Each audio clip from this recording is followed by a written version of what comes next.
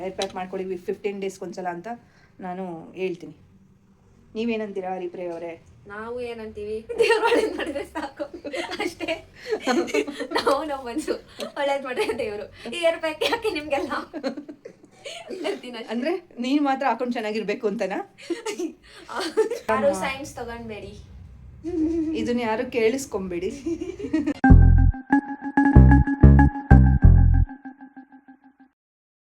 Hi hello ನಮಸ್ತೆ ಎಲ್ಲರೂ, ಹೇಗಿದ್ದೀರಾ? ನಾನಂತೂ ಸೂಪರ್ ಆಗಿದ್ದೀನಿ. ಇವತ್ತು ಭಾನುವಾರದ ಲಾಗ್ನ ಶುರು ಮಾಡ್ತಾ ಇದ್ದೀನಿ.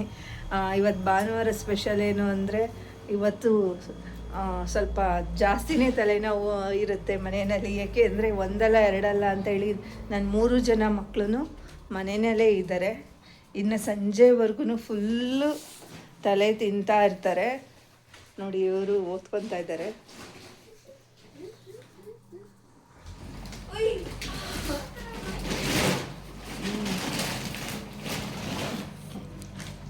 ರೇಷನ್ ಕೊಡ್ತಾಯಿದ್ರು. ಇವತ್ತು ಹೋಗಿ ರೇಷನ್ ಎಲ್ಲ ತೊಗೊಂಬಂದಿಟ್ಟೆ, ಅಕ್ಕಿ ಮತ್ತು ರಾಗಿ ಎಲ್ಲ. ಪಾಪ ನನ್ನ ಮಗ ಅದನ್ನು ಕಷ್ಟಪಟ್ಟು ತೆಗ್ದಿಡ್ತಿದ್ದಾನೆ ಅಂತ ಹೇಳೋಕ್ಕಾಗಲ್ಲ. ನಾನು ಬೈದೆ ಅಂದ್ಬಿಟ್ಟು ಎತ್ತಿಡ್ತಿದ್ದಾನೆ ಅಷ್ಟೇ. ರೊಟ್ಟಿ ಮತ್ತು ಟೊಮೊಟೊ ಗೊಜ್ಜು ಸೂಪರ್ ಆಗಿರುತ್ತೆ ಕಾಂಬಿನೇಷನು. ಅಂದರೆ ಈ ಟೊಮೊಟೊ ಗೊಜ್ಜು ಎಲ್ಲದಕ್ಕೂ ಚೆನ್ನಾಗಿರುತ್ತೆ, ಚಪಾತಿಗೂ ಚೆನ್ನಾಗಿರುತ್ತೆ, ರೊಟ್ಟಿಗೂ ಚೆನ್ನಾಗಿರುತ್ತೆ, ಇಡ್ಲಿಗೆ, ದೋಸೆಗೆ ಎಲ್ಲದಕ್ಕೂ ಚೆನ್ನಾಗಿರುತ್ತೆ. ಮಾಡ್ಕೊಂಡಿದ್ದೀನಿ. ಅಂದರೆ ತುಂಬ ತೆಳುಗೂ ಅಲ್ಲ ಗಟ್ಟಿಗೂ ಅಲ್ಲ. ಗಟ್ಟಿಗಿದ್ರೂ ತಿನ್ನೋದಕ್ಕೆ ಚೆನ್ನಾಗಿರಲ್ಲ, ತೆಳುಗಿದ್ರೂ ಚೆನ್ನಾಗಿರಲ್ಲ.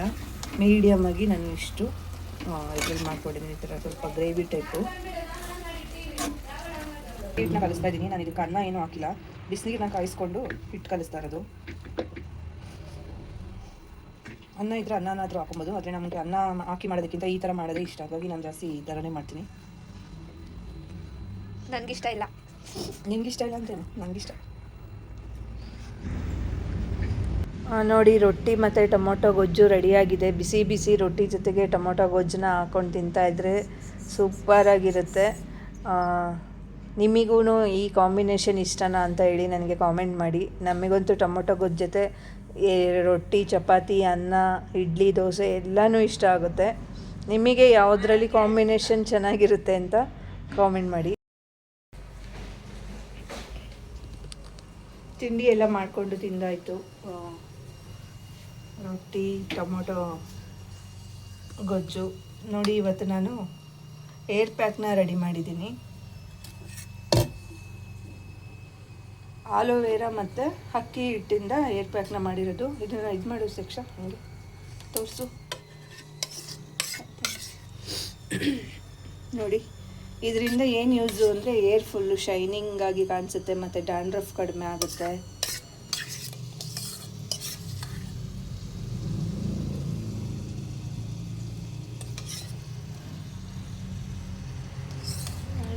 ನಿಮಗೆ ಅನ್ನದ ಗಂಜಿ ಇದ್ದರೆ ಅನ್ನದ ಗಂಜಿನಲ್ಲೂ ಮಾಡ್ಬೋದು. ನಾವು ಕುಕ್ಕರಲ್ಲಿ ಅನ್ನ ಮಾಡೋದ್ರಿಂದ ಅಕ್ಕಿ ಹಿಟ್ಟನ್ನ ಹಾಕಿ ಗಂಜಿ ಮಾಡ್ಕೊಂಡು ಅದಕ್ಕೆ ಆಲೋವೆರಾನ ಮಿಕ್ಸ್ ಮಾಡಿರೋದು. ಇದನ್ನ ಇವಾಗ ಇವಳಿಗೆ ಹಾಕ್ತೀನಿ. ನನ್ನ ಮಗಳಿಗೆ ಇವಾಗ ಏರ್ ಪ್ಯಾಕ್ನ ರೆಡಿ ಮಾಡಿದ್ದೀನಿ. ಅವಳು ಕೂದಲು ನೋಡ್ಬೋದು ನೀವು ಹೇಗಿದೆ ಅಂತ. ಯಾವಾಗ್ಲೂ ಹಾಕ್ತಾ ಇರ್ತೀನಿ, ಹಾಗಾಗಿ ನೋಡಿ ಇಷ್ಟು ಶೈನಿಂಗ್ ಇದೆ. ಅವಳ ಕೂದಲು ನೋಡಿ ಎಷ್ಟು ಶೈನಿಂಗ್ ಇದೆ. ವೀಕ್ಲಿ 1 ಟೈಮು, ಇಲ್ಲಾಂದರೆ ವೀಕ್ಲಿ 15 ಡೇಸ್ಗೊಂದ್ಸಲ, ಇಲ್ಲಾಂದರೆ ವಾರಕ್ಕೊಂದ್ಸಲ ಈ ಏರ್ ಪ್ಯಾಕ್ನ ನಾವು ಹಾಕ್ತಾ ಇರ್ತೀನಿ. ಹಾಗಾಗಿ ನೋಡಿ ಅವಳ ಕೂದಲು ಎಷ್ಟು ಶೈನಿಂಗ್ ಇದೆ ಅಂತ.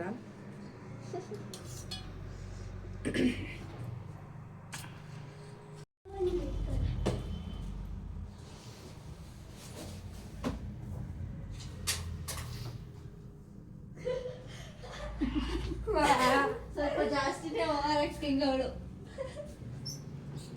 ಸೈನ್ಸ್ ಸ್ಟೂಡೆಂಟು ನೋಡಿ, ಅವರ ಅವಸ್ಥೆ ನೋಡಿ. ನಾನು ಹೇಳಿದ್ನಲ್ಲ ಏರ್ ಪ್ಯಾಕು, ನೋಡಿ ನನ್ನ ಮಗಳೂ ಹಾಕ್ಕೊಂಡಿದ್ದಾಳೆ. ಬೆನಿಫಿಟ್ ಏನು ಅಂತ ಅವಳನ್ನೇ ಕೇಳಿ. ಅವಳು ಅವಾಗ ಹಾಕ್ತಾನೆ ಇರ್ತಾಳೆ. ಅದ್ರ ಬೆನಿಫಿಟ್ ಏನು? ಶೈನಿಂಗ್ ಆಗುತ್ತೆ, ಕೂದಲ ಬೆಳೆಯುತ್ತೆ, ಡ್ಯಾಂಡ್ರಫ್ ಹೋಗುತ್ತೆ, ಆಮೇಲೆ ಶೈನಿಂಗ್ ಆಗುತ್ತೆ, ಸ್ಮೂತ್ ಸ್ಟ್ರೈಟ್ ಆಗಿರುತ್ತಲ್ಲ ಕೂದಲು ಅಂತ ಅಷ್ಟೇ. ನೀವು ಇದನ್ನ ಇವ್ರಿಗೆ ಸಜೆಸ್ಟ್ ಮಾಡ್ತೀರಾ ನಮ್ಮ ವ್ಯೂವರ್ಸಿಗೆ? ಮಾಡ್ಕೊಳ್ಳಿ. ಅಲ್ಲ, ಇದ್ರಲ್ಲೇನು ಕೆಮಿಕಲ್ ಏನು ಇಲ್ವಲ್ಲ? ಇದ್ರಲ್ಲಿ ಏನೂ ಇಲ್ಲ ಕೆಮಿಕಲ್, ಹಾಗಾಗಿ ಏನು ಪ್ರಾಬ್ಲಮ್ ಇಲ್ಲ. ಹಾಕೋದ್ರಿಂದ ಏರ್ ಚೆನ್ನಾಗಿ, ಏರ್ ಗ್ರೌತ್ ಚೆನ್ನಾಗುತ್ತೆ, ಏರ್ ಶೈನಿಂಗ್ ಬರುತ್ತೆ, ಮತ್ತೆ ಡ್ಯಾಂಡ್ರಫ್ ಕಡಿಮೆ ಆಗುತ್ತೆ ಅನ್ನೋದು. ಆ ಥರ ಮನೆಯಲ್ಲೇ ಸಿಗೋ ಇಂಗ್ರೀಡಿಯೆಂಟ್ಸ್ ಇಂದ ಹಾಕೋದ್ರಿಂದ ಯಾವುದೇ ರೀತಿ ಕೆಮಿಕಲ್ಸ್ ಇಲ್ದಲೇ ಇರೋದ್ರಿಂದ ಅದೇ ಸೈಡ್ ಎಫೆಕ್ಟ್ ಇರಲ್ಲ. ಹಾಗಾಗಿ ಇದನ್ನು ಆರಾಮಾಗಿ ಎಲ್ಲರೂ ಹಾಕೊಳ್ಳಿ, ಹೇರ್ ಪ್ಯಾಕ್ ಮಾಡ್ಕೊಳ್ಳಿ 15 ಡೇಸ್ಗೆ ಒಂದ್ಸಲ ಅಂತ ನಾನು ಹೇಳ್ತೀನಿ. ನೀವೇನಂತೀರಾ ಹರಿಪ್ರಿಯ ಅವರೇ? ನಾವು ಏನಂತೀವಿ, ದೇವ್ರು ಒಳ್ಳೇದು ಮಾಡಿದ್ರೆ ಸಾಕು ಅಷ್ಟೇ. ನಾವು ನಮ್ಮ ಮನಸ್ಸು ಒಳ್ಳೇದು ಮಾಡಿದ್ರೆ ದೇವರು. ಈ ಹೇರ್ ಪ್ಯಾಕ್ ಯಾಕೆ ನಿಮ್ಗೆಲ್ಲ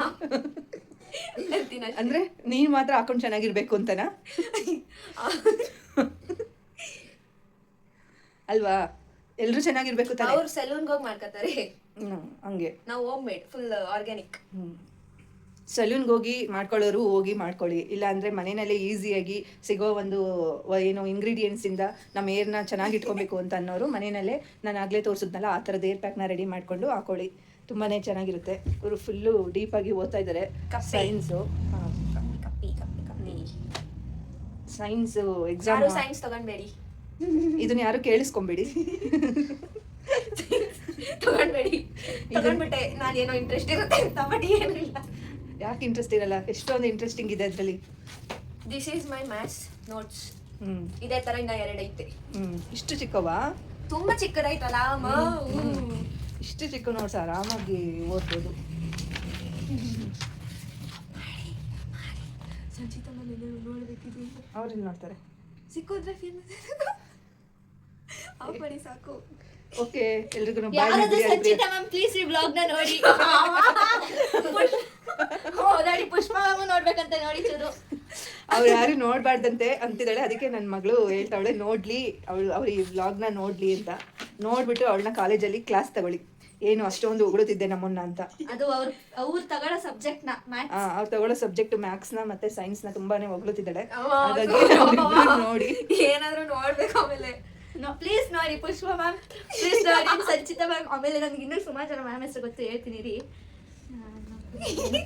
ನಿಕ್ ನೇಮ್ ಎಲ್ಲ ಹೇಳ್ಬೇಡ. ಮಿಲನಾ ಮ್ಯಾಮ್. ಆಮೇಲೆ ನೀವೇನೋ ಎಕ್ಸಾಮ್ ಅಲ್ಲಿ ಹೇಳ್ಕೊಟ್ರಂತೆ. ಏನೂ ಇಲ್ಲ. ಅಮ್ಮ ಆಫ್ ಮಾಡಮ್ಮ ಸಾಕು, ಆಫ್ ಮಾಡಿ ಹೇಳು, ಪರವಾಗಿಲ್ಲ, ಏನಾಗಲ್ಲ. ಅದೇ ನೆನೆ ಹೇಳಿಲ್ವಾ ನಂಗೆ ಗೊತ್ತಾಗ್ತಿಲ್ಲ ಅಂತ ಮ್ಯಾಮ್ ಹತ್ರ ಹೋದೆ ಅಂತ. ಅದೇ ಅಷ್ಟೇ, ಗೊತ್ತಾಗ್ತಿಲ್ಲ ಅಂತ ಹಿಂಗ್ ಕೈ ಮುಗಿದ್ ಕೇಳ್ಕೊಂಡಂತೆ. ಅದ್ರ ಕೈ ಮುಗಿದ್ ತಲೆ ಮೇಲೆ ಕೈ ಇಟ್ಕೊಂಡೆ, ಮ್ಯಾಮ್ ಗೊತ್ತಾಗ್ತಿಲ್ಲ ಮ್ಯಾಮ್. ಎಕ್ಸಾಮ್ ಓದಲ್ಲ ಮ್ಯಾಮ್, ಈ ಕ್ವಶನ್ ಆನ್ಸರ್ ಪ್ರಾಕ್ಟಿಕಲ್ಸ್ ಇದ್ದಾಗ ಕ್ವಶನ್ ಆನ್ಸರ್ ಏನು ಕೇಳಿಲ್ಲ, ಅವ್ರು ಹೇಳಿದ್ದು ಇದನ್ನೆಲ್ಲ ಇದನ್ನ ಮಲ್ಟಿಪ್ಲೈ ಮಾಡಿ. ಇರ್ಲಿ ಪರವಾಗಿಲ್ಲ ಬಿಡಿ, ಏನಾಗಲ್ಲ, ಎಲ್ರು ಮಾಡಿರ್ತಾರೆ, ನೀನು ಮಾಡಿದ್ಯಾ. ನಿಜ ಹೇಳ್ಕೊಟ್ಟಿಲ್ಲ, ಇದನ್ನೆಲ್ಲ ಆಡ್ ಮಾಡಿ 3 ಅಲ್ಲಿ ಡಿವೈಡ್ ಮಾಡು ಅಂದ್ರೆ ಅಷ್ಟೇ. ಅದು ಹೇಳ್ಕೊಟ್ಟಂಗಲ್ವಾ? ಅದೇ ಅದನ್ನ ಹೇಳ್ಕೊಟ್ರು ಅಂತ ನಾನು ಹೇಳ್ತಾನೆ. ಏನಾದ್ರು ನೀರಲ್ಲಿ ಮುಳುಗುತ್ತಾ ಇರೋನ್ಗೆ ಸಣ್ಣದೊಂದು ಕಡ್ಡಿ ಸಿಕ್ಕಿದಾಗ ಎಷ್ಟು ಹೆಲ್ಪ್ ಆಗುತ್ತೆ ಅಂತಾರಲ್ಲ, ಹಂಗೆ ಅದು ನಿನಗೆ ಅದು ಹೇಳ್ಕೊಟ್ಟಂಗಲ್ವಾ ನಿನ್ಗೆ? ಏನು ಗೊತ್ತಾಗ್ತಾನೆ, ಮುಳುಗ್ತಾ ಇರೋನ್ಗೆ ಒಂದ್ ಸಣ್ಣದ ಕಡ್ಡಿ ಸಿಕ್ಕಿದ್ರು ಮೇಲೆ ಏನು ಈಜಿ ದಡ ಸೇರ್ತಾನೆ ಅಂತ ಹೇಳೋದು ಇದಕ್ಕೇನೆ ಅಲ್ವಾ? ಏನಂತೀರಾ ನೀವು? ಕರೆಕ್ಟ್ ಅಲ್ವಾ? ಕರೆಕ್ಟ್ ಅಲ್ಲಿ ನೋಡಿ. ಇಷ್ಟೆಲ್ಲ ಡಿಸ್ಕಷನ್ ಆದ್ಮೇಲೆ ನೀವೇನಂತೀರಾ ಹರಿಪ್ರಿಯ ಅವರೇ? ನಮ್ಮ ಮನಸ್ಸು ಒಳ್ಳೆ ಮಾಡಿದ್ರೆ ದೇವರು. ಈ ವ್ಲಾಗ್ ಎಲ್ಲ ಯಾಕಬೇಕು? ಈ ವ್ಲಾಗ್ ಎಲ್ಲ ಬೇಕು, ಈ ವ್ಲಾಗ್ ಎಲ್ಲ ಬೇಕು. ಅದು ನಮ್ಮನ್ನ ಇಟ್ಕೊಂಡು ಮಾಡೋದೇ ಯಾಕಬೇಕು? ಸಬ್ಸ್ಕ್ರೈಬರ್ ಹೋಗ್ಬಿಡ್ತಾರೆ. ಆಮೇಲೆ ಇರೋ ಸಬ್ಸ್ಕ್ರೈಬರ್ ಹೋಗಲ್ಲ, ಇರೋ ಸಬ್ಸ್ಕ್ರೈಬರು ಪಾಪ ನೋಡ್ದ ನಮ್ಮ ಏನೋ ಮೋನಿಕಾ ಅವ್ರಿಗೆ ಎಂಥ ಮಕ್ಳಿದ್ದಾರೆ ಅಂತ ಅಂದ್ಬಿಟ್ಟು ಹೊಟ್ಟೆ ಉರಿ ಪಡ್ಕೊತಾರೆ. ಹೊಟ್ಟೆ ಉರಿ ಅಲ್ಲ, ಹೊಟ್ಟೆ ಉರ್ಕೊಂತಾರೆ ನನ್ನ ನೋಡಿ. ಪಾಪ ಅವ್ರಿಗೆ ಇಂಥ ಮಕ್ಳಿದಾರಲ್ಲ ಅಂತ. ಇನ್ನೊಂದು ಸ್ವಲ್ಪ ದೇವರು ಯೋಚನೆ ಮಾಡಿ ಇನ್ನೊಂಚೂರು ಒಳ್ಳೆ ಮಕ್ಳನ್ನ ಕೊಡ್ಬೋದಾಗಿತ್ತಲ್ಲ ಅಂತ.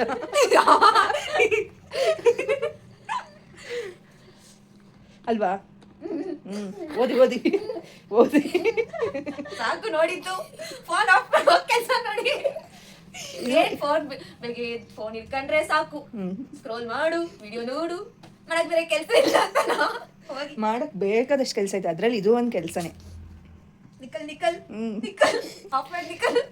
ನಿಖಲ್ ಅನ್ನಿಸ್ತೀನಿ. ಮ್ಯಾಮ್ ಹೆಸರು ಏನು ಹೇಳಿದ? ಸಂಚಿತಾ ಮ್ಯಾಮ್. ಆಮೇಲೆ ಪುಷ್ಪ. ಅವ್ರಿಬ್ರು ನೋಡಿದ್ಮೇಲೆ ನಿನಗಿದೆ ನಿಖಲ್ ಅಂತ. ಅಮ್ಮ ಇಲ್ಲ, ಗುಮ್ಮ ಇಲ್ಲ. ನೋಡಿ ನಮ್ಮ ಹ್ಯಾಂಡಿ ಹೆಂಗ್ ಮಲಗಿದ್ದಾನೆ. ಇವನೊಬ್ಬ ಅರ್ಧಂಬರ್ಧ ಸ್ಟಿಚ್ ಮಾಡಿದ್ದೆ, ಇವತ್ತು ಅದನ್ನು ಫುಲ್ ಕಂಪ್ಲೀಟ್ ಮಾಡಬೇಕು. ಇವತ್ತು ತಗೊಂಡೋಗೋಕೆ ಬರ್ತಾರೆ, ನೋಡ್ತಾ ಇರ್ಬೋದು. ನೋಡಿ ಈ ಡಿಸೈನ್ಸ್ನ ಮಾಡಿದ್ದೀನಿ.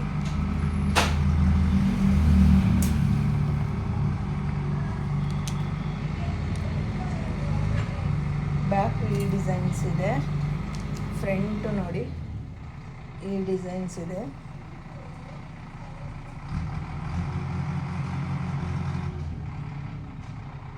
ಫ್ರಂಟ್ ಡಿಸೈನು ಇನ್ನೂ ಕಂಪ್ಲೀಟ್ ಆಗಿಲ್ಲ, ಅರ್ಧಂಬರ್ಧ ಸ್ಟಿಚ್ ಆಗಿದೆ.